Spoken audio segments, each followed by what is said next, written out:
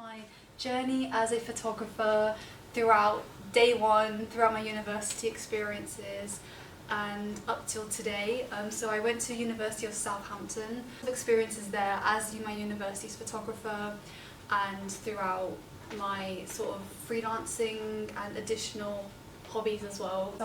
Photography as a powerful medium of communication. We're going to start off with a little quote. Photography is my language, I only speak with my eyes. The camera is my passionate pen, light is my infinite ink, and film is my paper. If anyone resonates with that. So, how it began. When I was younger, I never really picked up a camera and was like, I want to take photos. I actually like vlogging with it and sharing. Photography wasn't really a thing when I was younger. It all started in 2017 when I was at school. School was when it all kicked off. I did A-level art GCSE, so there was lots of photography involved in that. And I think being able to incorporate the photography with the art was sort of got me into trying more of it, to be honest. Yeah, on that timeline, so 2017 to 2018 was sort of the school years, and then I did A-level photography as well back in school. 2020, that's when the pandemic, the nature photography sort of kicked in. I was also going back to college to do my extended project qualification, the EPQ, and that was heavily all about photography. And then we have 2021, 2022, 2023. Those 3 years were all my university experiences. A lot of that included a lot of music, photography, food photography, and the start of my calisthenics, sporting photography. Then after I graduated in 2023, 2024, 2025, that was all the calisthenics, fitness, and a lot of independent freelancing in music with artists. And up to current today, in this year, we are still going along with the calisthenics organisations that I help volunteer for. And behind the scenes films, movie photography, so working with other creatives and being their BTS photographer. So that's like an overall timeline. Also that photo is at our calisthenics student workshops that I help volunteer for.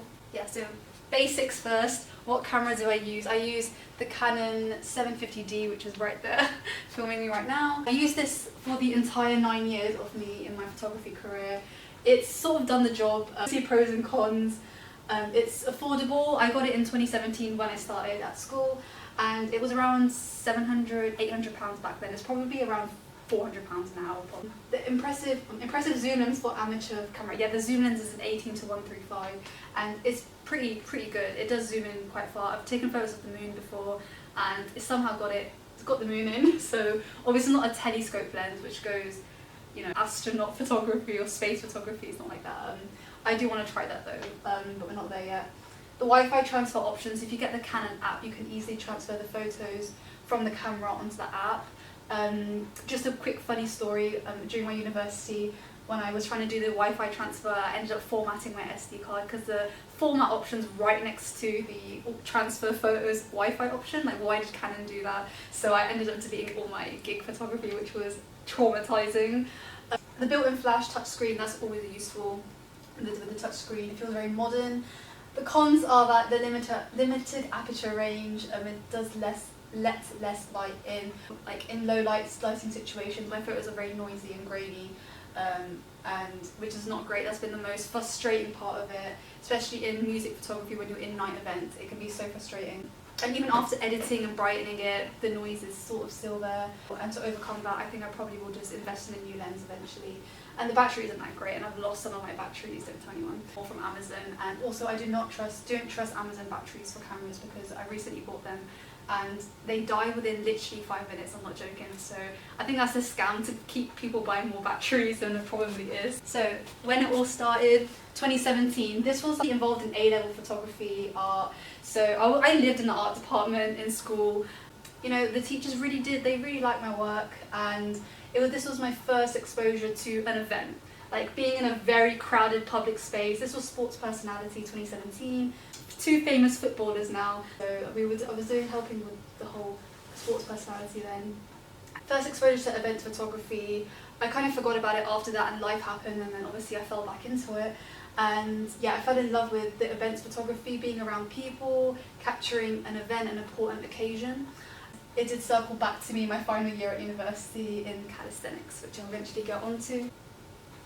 And then we have the era. This was during A-level, so In my A-level final photography pieces, I was exploring Adobe to bring my imagery to life, and I had this huge thing with zips and eyes in the human body, and I loved exploring with the whole zips and kind of peeling off layers.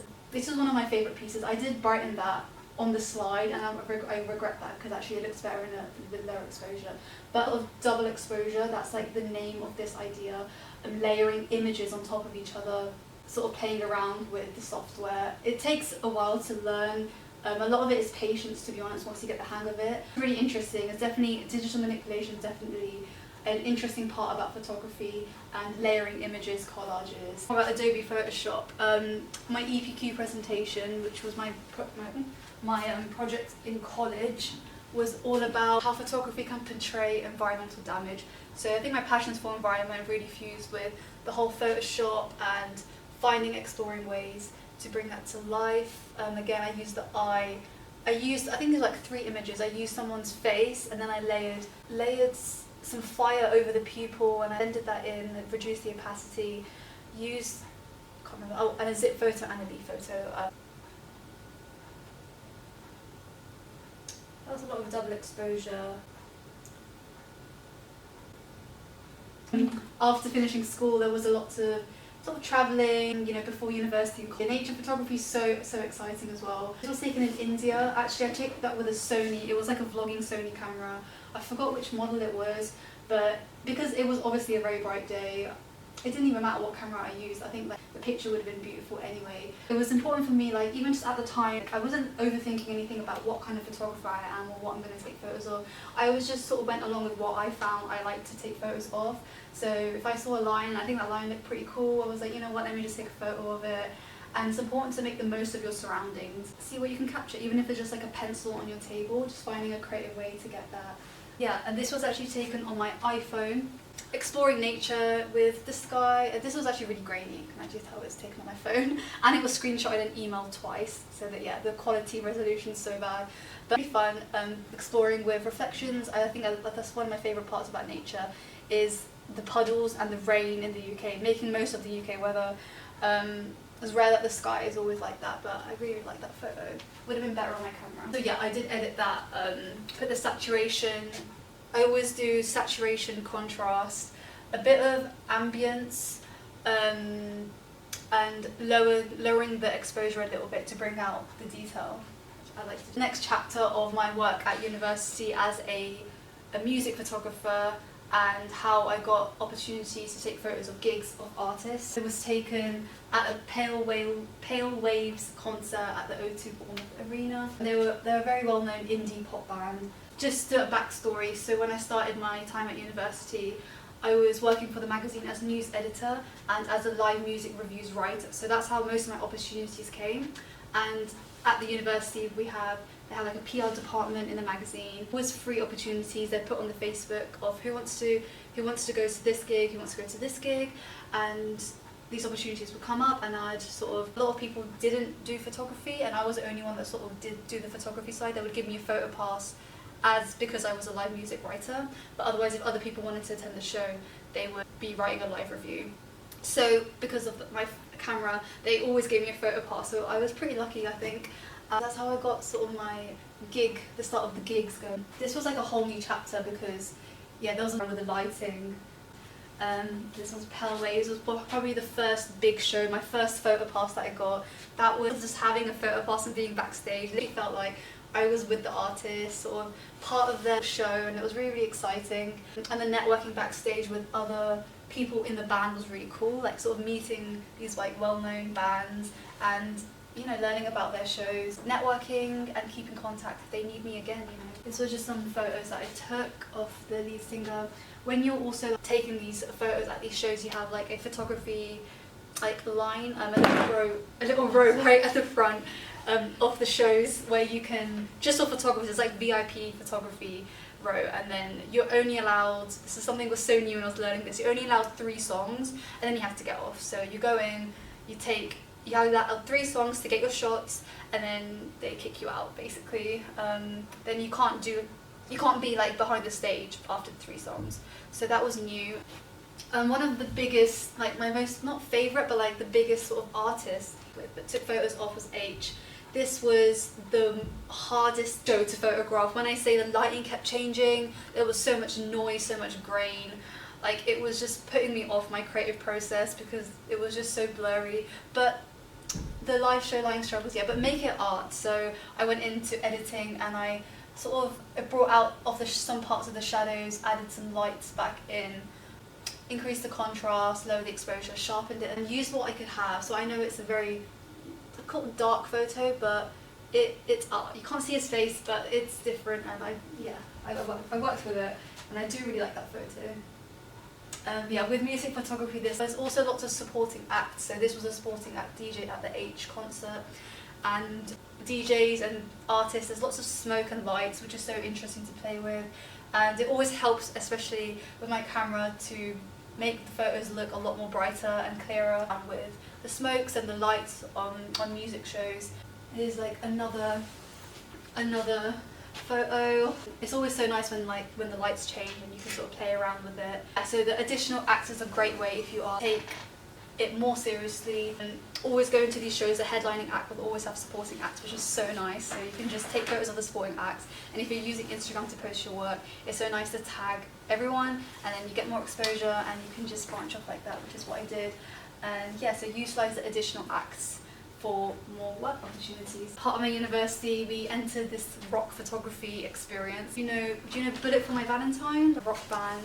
The lead singer Matt Tuck, well known in the rock or metal industry. That was really exciting. I think just going to these shows and hearing different types of music in my experience is very different.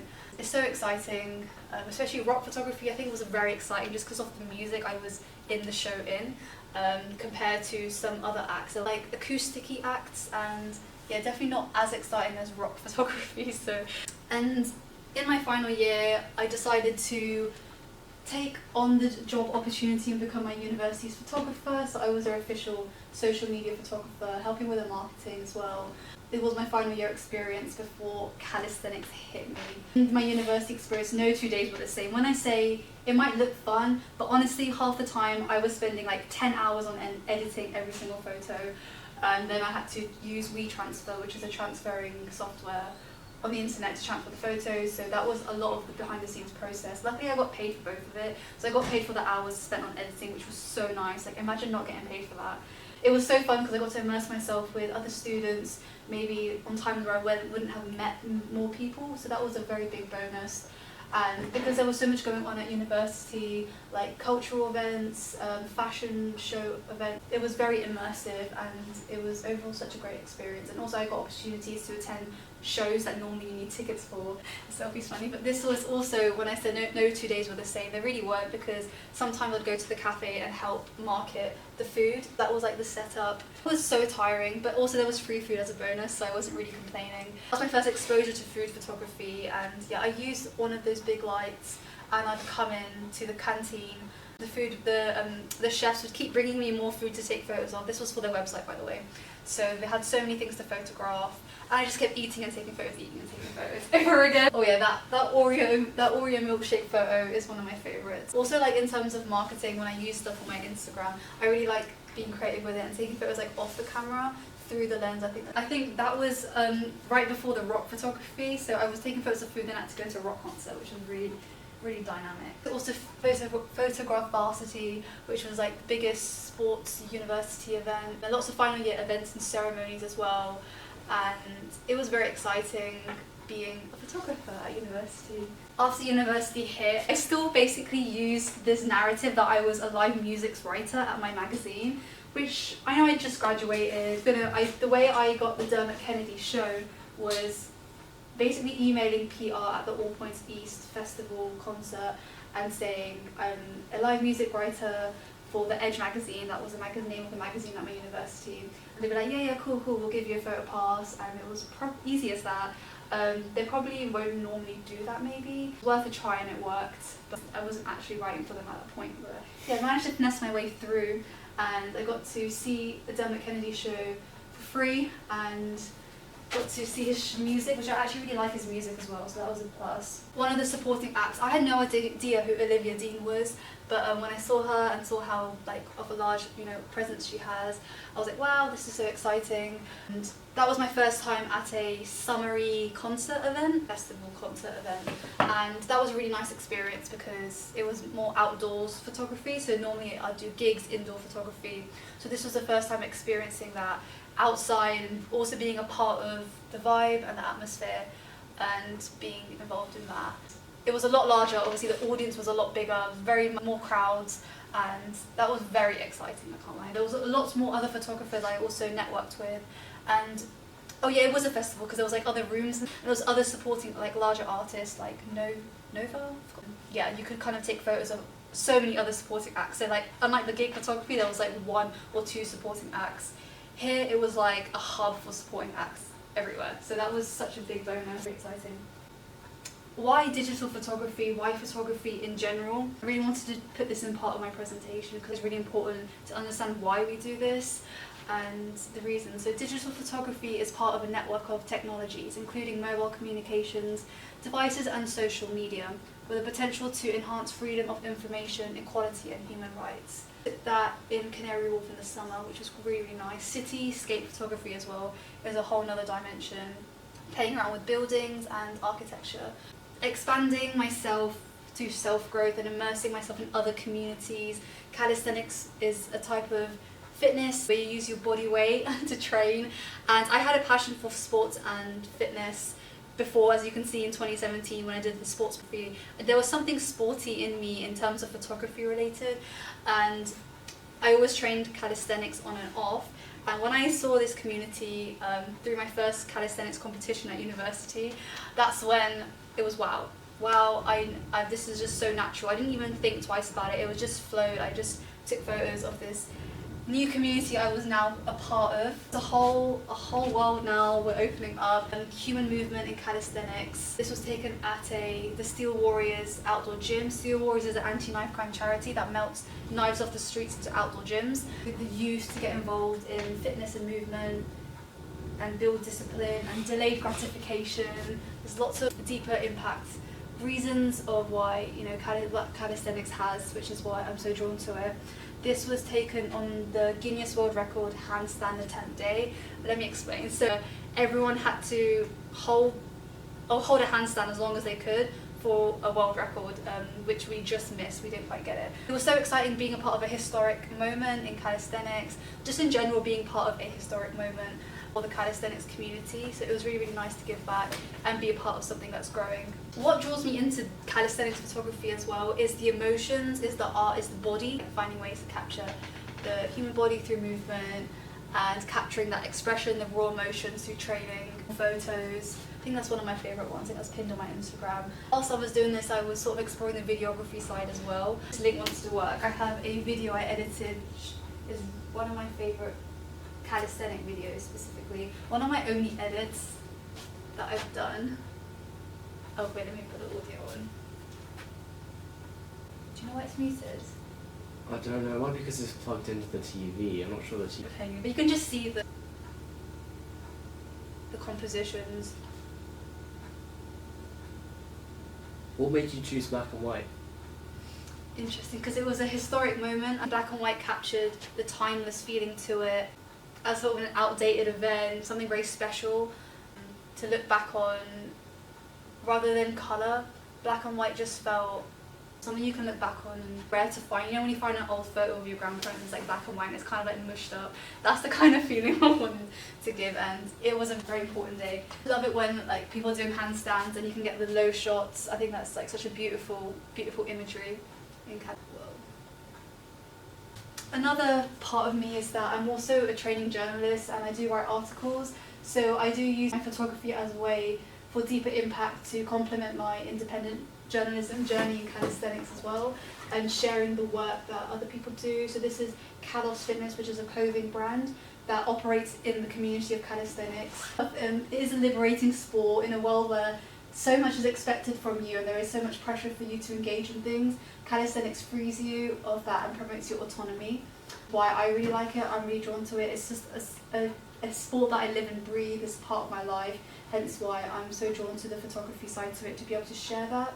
I love, the high contrast shots, the silhouette, and exploring that with my photography. This very essence of Steel Warriors Gym is about social change, literally melt knives into accessible spaces, and they're turning a vein into a bar and building a supporting community around that.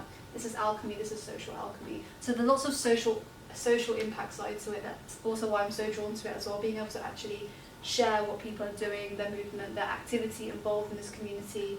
That's important to me, as well as the artistic side, to be able to convey that into actual visual form. But yeah, I've used it as a voice for social activism and social change, particularly in calisthenics. So since university, I volunteer for the UCA, which is the University Calisthenics Association. How we can share this inspiration and communicate our mission globally, which is to create a network of young people to be involved in the sport of calisthenics in universities and for young people nationwide and globally.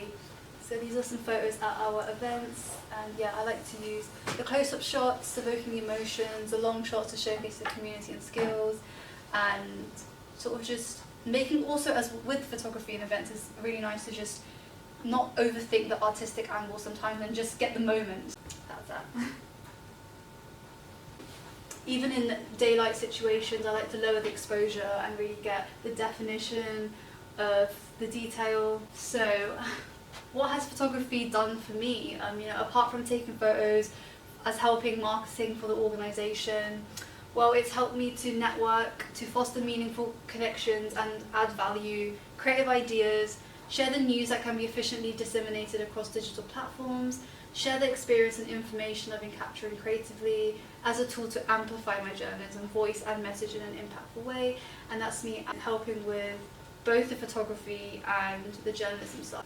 You're probably wondering, what was the most prominent reason why? Before I even knew about calisthenics, the most prominent reason why I started was to experience life as a musician on tour. It was always a big desire for me to not just be a musician, I'm a bad singer, but just to experience that vibe, to be on tour. That's been a huge desire.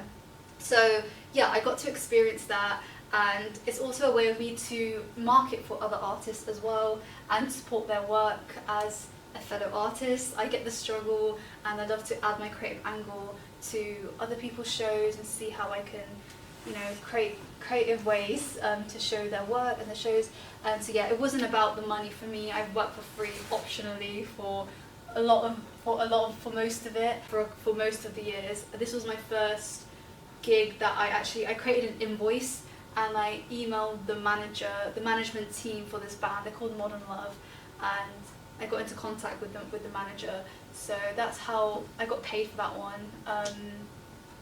But otherwise, it's been free. The university stuff was all free until I took the freelancing a little bit more seriously. That's when I learned about creating an invoice and actually contacting the manager. I think I've said this before, but yeah, so the backstage passes, that was my backstage pass at the Dermot Kennedy show. Networking with famous musicians was a big plus.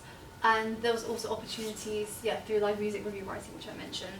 And yeah, it's so exciting having a first photo pass as a photographer, just having that feeling. It's like an authoritative feeling. And also, because I'm backstage, I got a rare photo of Olivia Dean with her family. I don't know how I was supposed to send that to her, because I didn't get her email, because she's just so famous and busy. So that's just somehow, I don't know how she's going to find that photo, but okay.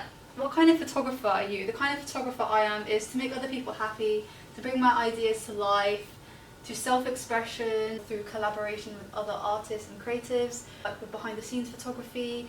And I've always used photography as a tool to give back to other people.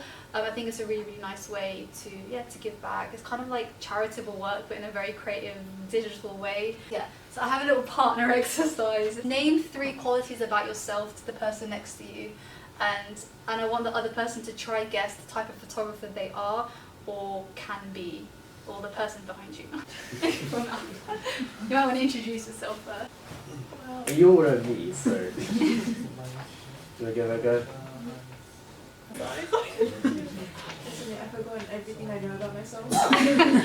Jacob, I see you're quite curious. Yeah, I'd say I'm curious, yeah. Curious. Curious. Try to be quite friendly. I think once you explore and learn a lot more about yourself and the passions you like to do, the sort of the kind of person you are, the personality you have, the hobbies you like, but also you're not limited to obviously just taking photos of the things you like. Self-discovery. The perfect slide. Yes, just say yes to everything, try everything, explore your imagination, let it kind of flow with your camera. This is one of my favourite sort of parts about photography. I see it as a visual tattoo for personal growth. I've always used it as a tool, no matter where I've been in my life. I've used it as a way to sort of express myself through nature. So the memories I have, like off that photo, I can remember exactly where I was, how I felt, and what part of my life I was experiencing, which is crazy to think just a photo of a wave could bring back millions of emotions and memories. But that was the wave photo. I also really like that photo. Also, when I was on PowerPoint, I thought it was pretty artistic to experiment with the triptychs and the collages, which I also really like to do. So I literally just copied and pasted the same photo, I made it black and white, and I think it makes a really cool bookmark. This is a quote I made up when I was doing the slide, but photography is a practice that induces long-lasting memories of emotions attached to place and space, and kind of what I mentioned before, it is really a tattoo, a hallmark of your experiences and emotions and memories. And that was taken in Southampton before I went to the university, and it was like the most beautiful sunset I've ever seen. In Korea, I went to university there, and in the summer when I was seeing it on the open day, that's when I took that. So yeah, it has lots of memories attached to it. So yeah, no matter where I've been in my life, a way to sort of encapsulate the emotions through, as a reflection, through my surroundings. Night photography, architecture, the lights with the water reflections, rain photography, interesting. I'm gonna go into like a deeper paradigm. In cognitive philosophy, the close relationship between photographs and memory relates to a question raised where one mind stops and the rest of the world starts. This is when one can say that an external device is a part of extension of one's memory. So we say photographs allow us to remember certain places and situations, but there's a theory that maybe it might not be the case, potentially due to AI now and digital manipulation, which is so interesting. Yet people sometimes rely on technology so much they argue that to dismiss them as extensions of memory simply because they're external to the physical body. I think that's really interesting. They illuminate the hallmarks of genuine memories, generating thoughts, feelings, details, places and emotions more powerful than verbal descriptions. Another favourite quote: if memory is the way people keep telling themselves their stories, then photographs are the one way that people keep those stories alive, which is such a beautiful message about photography. And another one is, sharing world art, a way of visual storytelling and communication. And the fact that you're all sat here today tells me that you all have an incredible imagination and you have a creative power to both express yourself individually and to step outside of your comfort zone and your bubble. The ways I've used photography as a way to leverage social impact through creativity. We can all leverage our voice to help others through visual creativity and photography practices. In a bus, I think my friend took that, but that was another creative angle to try out. Thank you for your time, that's all I have, and if you have any questions, please ask me, whether that's something I've probably blatantly missed out, like a bit about the freelancing side, or how I made some money off of it, or whether that's any other questions you have that I've probably missed out because there's so much to talk about. And let me know if you have any questions, and let's stay connected. If you're starting your photography journey, or you are sort of in the middle of it and want to learn more about other opportunities. What would you say is your favourite photograph you've taken? That's such a good question. My favourite photograph, I've actually put it on here, it would probably be... That's such a hard question, you know. It's like asking someone what their favourite song is. Yeah, I would say the Olivia Dean photography, just because of not just the lighting, the smile, the atmosphere, but just the whole picturesque of just her. I think it's just the whole music scene, the whole music atmosphere. That's one of my favourite photos. It just feels like such a poster image with the movement, the outfit. Nothing sort of on like a philosophical side, but just on like a photographic side. It will be the Olivia Dean photo. Yeah. Do you feel like you're gonna stay in the calisthenics, or do you think you're gonna keep going and branch out into other stuff? That's such an interesting question. I have thought of that. Because I'm with the UCA, the calisthenics is like so fun for me. It's like I'm a part of also something as well. Like these are my friends, and I love helping out. And we're also growing calisthenics. it's important that I am a part of that, especially with my journalism, that I'm doing calisthenics journalism as well. So it's something that's going to be an integral part of me moving forward.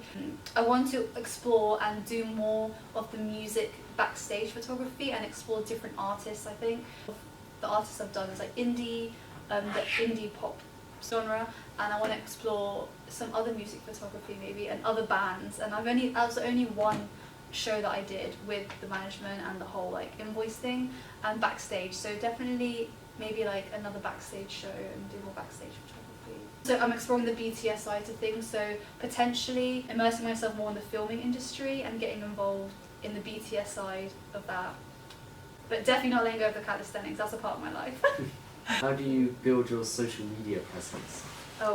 Instagram's the best way to share your photos, obvious reasons, you know, and yeah, networking with other photographers as well on Instagram is really useful and a really great tool.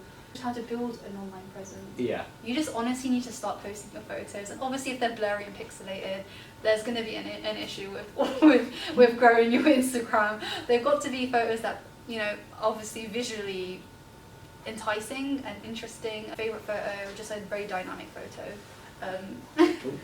And not being afraid to post as well, and hashtags, again, like other marketing tools you can use, hashtags, following other photographers, really being engaged with other photographers, and not just photographers but the subject you like to photograph. So for me, for example, it's artists. I'm always like checking other artist singers. Maybe they put an Instagram story up as like, I need a photographer for next week's show, and like they really need someone.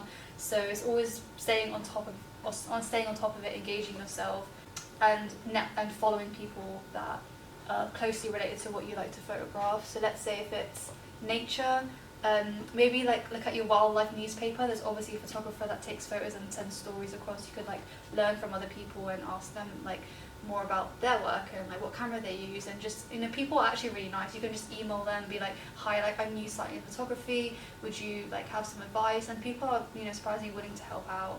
A way to do it. Just got to keep posting. Being out there in person as well is also really helps. Where the buttons are. Do you tend to shoot like manual or auto? Manual, always use manual. With manual, I can just like use the little knob and just move it down to low exposure, high exposure, and the ISOs. I don't think I've used auto, barely used auto. If you're on like night photography with people, like the backflash will just come on and take the photo, and I don't need to worry about the settings. Yeah. Yeah. You feel like you've seen your photography improve then over time? Yes. Yeah. Especially the gig photography. When I first started, I was like, what am I doing? Like, it'd be so noisy and blurry. Also, having a steady hand helps. I've never used a tripod at these gigs, so I'm always in my hand. And when there's people like pushing past you sometimes, you get, also with like gig and music photography, it's just waiting for that perfect strobe of light, like on the DJ photos, just waiting for that light to hit. It just helps with the clarity of the image. Like that one, I was just lucky. Oh, that one need red lights. But like the lighting will literally determine the kind of photo you've taken. You get a completely different photo with the lighting. It just changes. With Dermot Kennedy, fortunately, like his set was a very like acousticy and kind of mellow. So like the lighting was coming from the back. There was less light coming on him. Plus it was like nighttime at that point, and it was a bit grainy. It was a bit dark, but it is what it is. Like that's why I said that Olivia Dean photography was my favourite, because I was just so blessed with the lighting, to be honest, and just everything going on. And her act was a little bit before, and the lighting on stage was like orange and fluorescent. It was like doing crowd photography is really interesting. It's less worrying about like composition. You're just sort of trying to just get the moment. It's very different. Show up the composition with like people. It's just sort of, where are you? I need to get you. I need to kind of. What editing tool should we start off with if we don't want to like launch into Adobe first? Honestly, this is going to sound very less professional, but I use the editing software on my laptop, like the one that's built in. You can have like brightness, contrast, bit of saturation, just like the basic editing. It can just help you get a feel of how to sort of change the lighting and contrast and what these things mean. But I'd recommend editing tools on your laptop. But I use Adobe Photoshop for a lot of my editing. There is free Adobe. I think mine's free. Mine just stays on my laptop, so I can't remember if it was free. There are free versions of it. Again, like do your research, because I've honestly just used Adobe Photoshop for years. That's come with my laptop. I recommend just playing around with the basics, and even if it's on your phone, like you've taken photos on your phone, getting the settings on the iPhone or just an app. There's a lot of apps that do. I like using Snapseed as an app. Snapseed is really good. You get options for lots of different things. The tones as well, low tones, high tones, different colours, saturation, saturations, the vibrancy, and filters as well you can play with. And also the depth of field, you can add in a blur, and the vignette, which is like making the outside a little bit darker. And so I like Snapseed. Get Snapseed on your phone. No one else have any more questions? Would anyone like to share some of their photography experiences so far? It was a great place. It was really good weather as well. So Yeah. yeah. Bath is a really nice place to photograph. We've got lots of Yeah. buildings and architecture. I'm happy with it. Yeah. It's going to be with you forever, trust. What about you guys in the back? Is there any kind of types of photography you like to do, or you want to start to do?